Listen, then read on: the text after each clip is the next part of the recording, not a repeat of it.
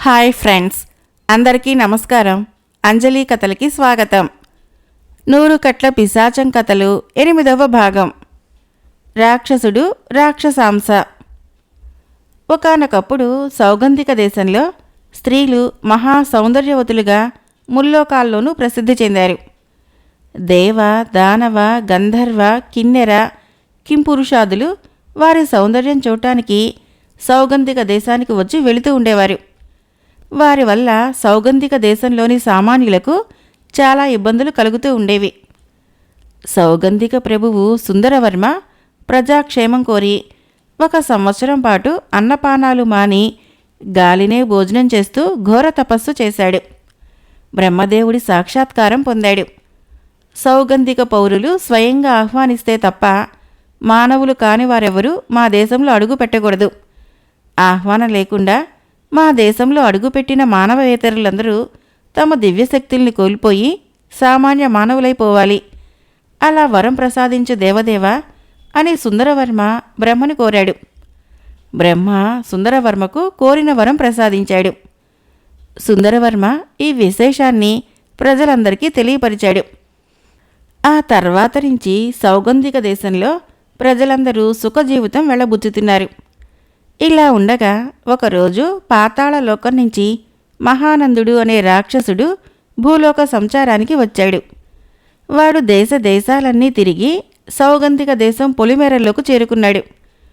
అప్పుడు వాడి చెవుల్లో, ఓ రాక్షసవీరా, మానవేతరులు ఎవరూ ఈ దేశంలోకి ప్రవేశించకూడదు. ఈ దేశ పౌరులు ఎవరైనా స్వయంగా పిలవనిదే అడుగు ముందుకేసి ఆ దేశంలోకి ప్రవేశిస్తే నీ సర్వశక్తులు కోల్పోతావు. నువ్వు కూడా ఒక అతి సామాన్య పౌరుడిగా మారిపోతావు అన్న హెచ్చరిక వినపడింది. రాక్షసుడు తడబడ్డాడు, ఆగిపోయాడు. సౌగంధిక దేశం వెళ్లాలన్న ఆలోచన మానుకొని వెనక్కి తిరగానే వాడికి ఒక బలిష్ట మానవుడు అటుగా వెళుతూ కనిపించాడు. రాక్షసుడికి నోరూరింది. చటుక్కున ఆ మనిషిని పట్టుకున్నాడు. ఆ మనిషి రాక్షసుని చూసి గజగజ వణికిపోతూ తన చేతిలోని చిత్రపటాన్ని జారి విడిచాడు. అది రాక్షసుడి కంటపడింది. ఆ చిత్రపటాన్ని తెరిచి చూశాడు రాక్షసుడు. జగన్మోహిని వంటి యువతి రూపురేఖలున్న యువతి చిత్రపటం అది.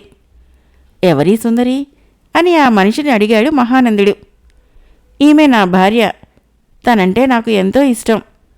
పని మీద పొరుగు దేశం వెళ్ళినప్పుడల్లా నా భార్య చిత్రపటాన్ని నా దగ్గరే ఉంచుకుంటాను అన్నాడు ఆ మనిషి. రాక్షసుడు ఆ మనిషిని ఎగాదిగా చూసి, నీ రూపురేఖలకు ఇంత అందమైన భార్య తగదు. ఇటువంటి సౌందర్యవతి రాజాంతఃపురంలో ఉండాలి. ఈమెను పెళ్లాడి నువ్వు చాలా తప్పు చేశావు అన్నాడు. నేనేం చేసేది? మా దేశంలో ఇంతకంటే తక్కువ సౌందర్యవతులు లేరు. నా భార్యను మించిన సౌందర్యవతులు ఇంకా ఎందరో ఉన్నారు అని ఆ మనిషి రాక్షసుడికి సంజాయిషి ఇచ్చుకున్నాడు. మహానందుడు ఆశ్చర్యపడి, నీ ఈ చిత్రపటంలోని యువతి కంటే సౌందర్యవతులు ఉండటం అసంభవం. నీ మాటలు నాకు నమ్మకస్యంగా లేవు. నువ్వు నన్ను నీ దేశంలోకి ఆహ్వానించు. నువ్వు చెప్పింది నిజమైతే సరే, లేకుంటే నిన్ను విరుచుకు తింటాను అన్నాడు. ఇప్పటికిప్పుడు నువ్వు నన్ను విరుచుకు తిన్నా సరే, నేను మాత్రము నిన్ను నా దేశంలోకి ఆహ్వానించను అన్నాడు ఆ మనిషి. మహానందుడు ఆ మనిషిని భయపెట్టాలని ప్రయత్నించి విఫలుడయ్యాడు. ఆగ్రహంతో నిజంగానే విరుచుకొని తినేశాడు. ఆ తర్వాత అతడి బుద్ధి చురుగ్గా పనిచేసింది. కామరూప శక్తితో అతడు తాను తినేసిన మనిషి రూపం ధరించాడు. సౌగంధిక దేశపు పొలిమేరలో మకాం పెట్టి అటుగా వచ్చేవారికి తన వద్ద ఉన్న చిత్రపటాన్ని చూపించి, ఈ పటంలోని యువతి నా భార్య. నాకీమెపై కోపం వచ్చింది. తాను స్వయంగా పిలిస్తే తప్ప మన దేశంలోకి నేను అడుగుపెట్టనని చెప్పండి అని చెప్పసాగాడు. క్రమంగా ఈ వార్త పట్టణంలోని యువతికి చేరగా ఆమె వెంటనే బయలుదేరి ఆ దేశం పొలిమేరల్లో ఉన్న మహానందుణ్ణి చేరుకొని, నేను మహాపతివ్రతనని నీకు తెలుసు. నా మీద నీకు ఎందుకు కోపం వచ్చింది అని అడిగింది. ఆమె మహాపతివ్రత అని తెలియగానే మహానందుడిలో వణుకు పుట్టింది. పూర్వకాలంలో ఎందరో రాక్షసులు పాతివ్రత్య ప్రభావానికి తట్టుకోలేక నశించిపోయారని వాడికి తెలుసు. అందుకని మహానందుడు ఆమెను తాకకుండా, నీ తప్పేమిటో తర్వాత చెబుతాను, ముందు నన్ను నీ ఇంటికి ఆహ్వానించు అన్నాడు. తన భర్త వేషంలో ఉన్నది రాక్షసుడని తెలియక ఆమె మహానందుడిని తన ఇంటికి ఆహ్వానించింది. ఆ విధంగా మహానందుడు సౌగంధిక దేశంలోకి అడుగుపెట్టాడు. ఆ దేశంలోని యువతులను చూడగానే వాడికి మతి చెదిరిపోయింది. అక్కడ యువతులు అందచందాల్లో ఒకరిని మించిన వారొకరు. తనను సౌగంధిక దేశంలోకి ఆహ్వానించిన యువతి మహాపతివ్రత కాబట్టి ఆమెను భార్యగా స్వీకరించటం ప్రమాదమని గ్రహించిన మహానందుడు బాగా ఆలోచించాడు.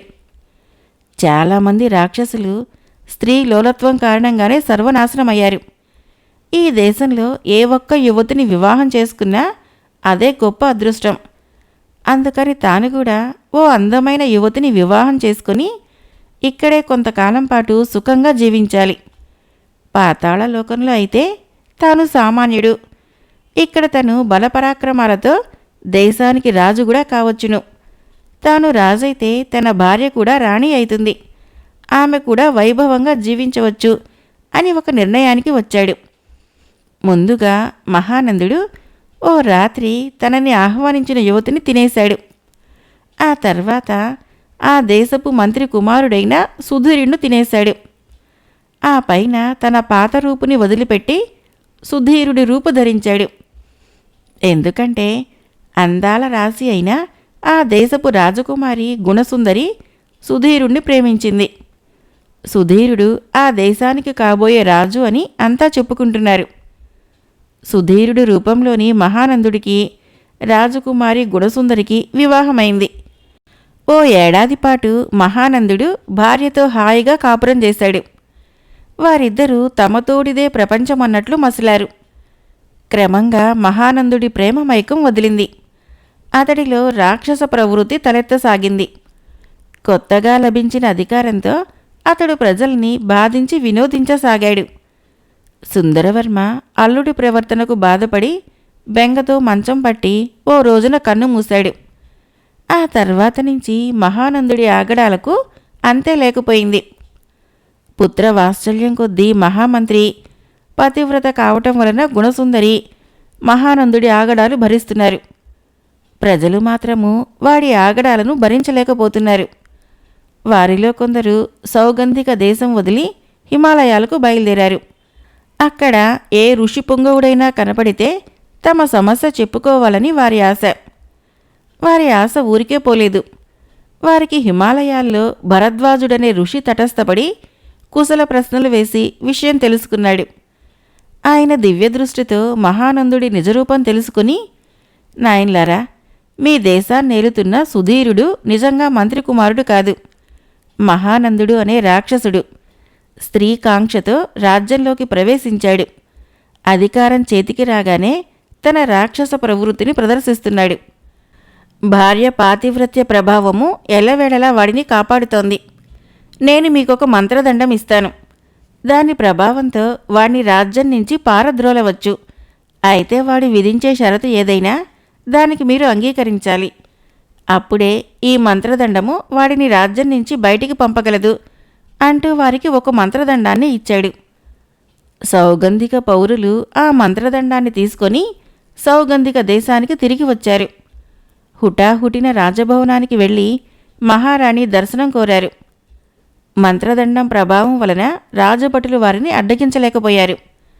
వారికి గుణసుందరి దర్శనము సులభంగానే లభించింది. మహారాణి, మహానందుడనే రాక్షసుడు మంత్రి కుమారుడైన సుధీరుణ్ణి చంపి తినేసి తాను ఆ రూపు ధరించి తమర్ని వివాహం చేసుకొని ఈ దేశానికి రాజై సౌగంధిక పౌరులందరినీ తన రాక్షస ప్రవృత్తితో నానా హింసలకు గురిచేస్తున్నాడు.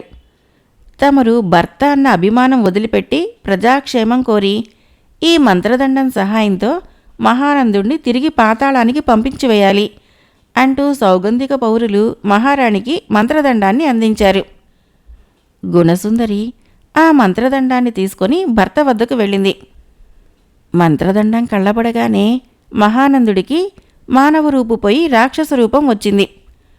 అప్పుడు గుణసుందరి కోపంగా, నీవు నన్ను మోసం చేశావు, అందుకు నేనేమీ అనుకోను, కానీ నా దేశ ప్రజల్ని హింసిస్తున్నావు.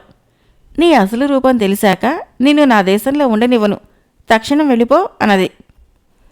మహానందుడు చలించక, సుందరి, నా షరతుకు నువ్వు అంగీకరించిందే నీ మంత్రదండము నన్నిక్కడి నుంచి బయటికి పంపలేదు అన్నాడు.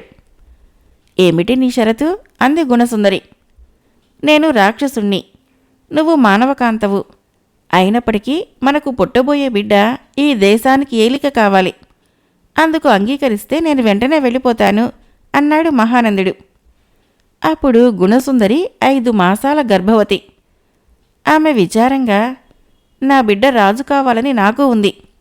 కానీ రాక్షసాంశతో పుట్టిన వాడిని ప్రభువును చేస్తే నా ప్రజలు కలకాలం కష్టాలు అనుభవిస్తూనే ఉంటారు.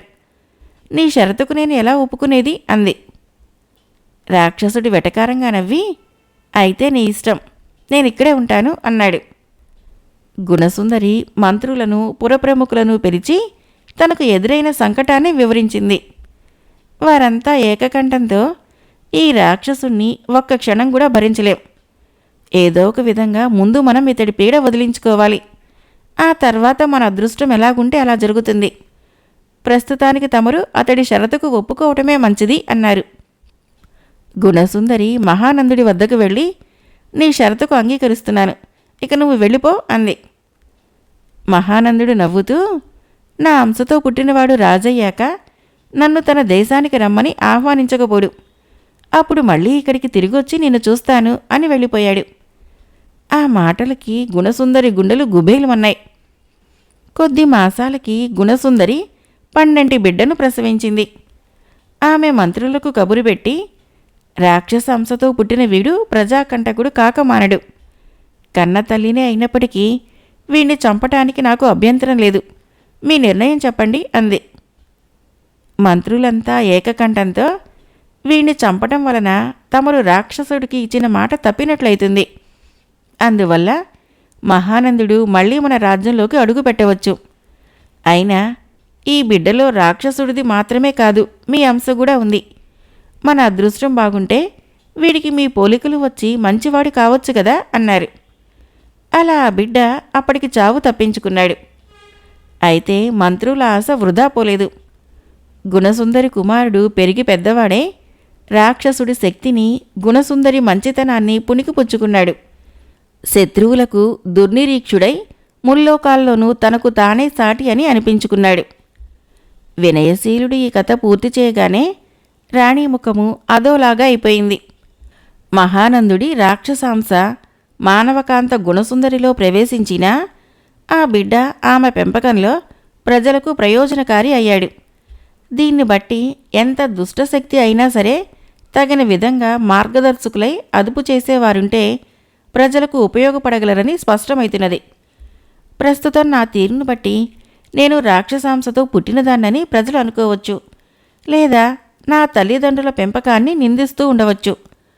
పైకి అనకపోయినా అసలు నేనే నరరూప రాక్షసునని చాలామంది భావించే అవకాశం ఉన్నది. నాలో మార్పు రావాలి అని మనసులో మదనపడింది రాణి. మహారాణి ఆలోచనలు ఎలా ఉన్నప్పటికీ ఆమెకి కథ బాగా నచ్చింది. ఆమె కథని మెచ్చుకోగానే వినయశీలుణ్ణి ఆవహించిన 100 కట్ల పిశాచానికి మరో కట్టు విడిపోయింది. మర్నాడు వినోద ప్రదర్శనకు ముందు యథాప్రకారము కథ వినటానికి మళ్ళీ వచ్చింది మహారాణి.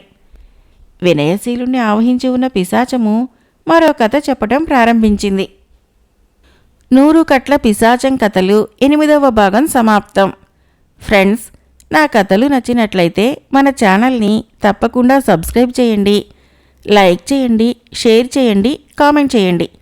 Thank you.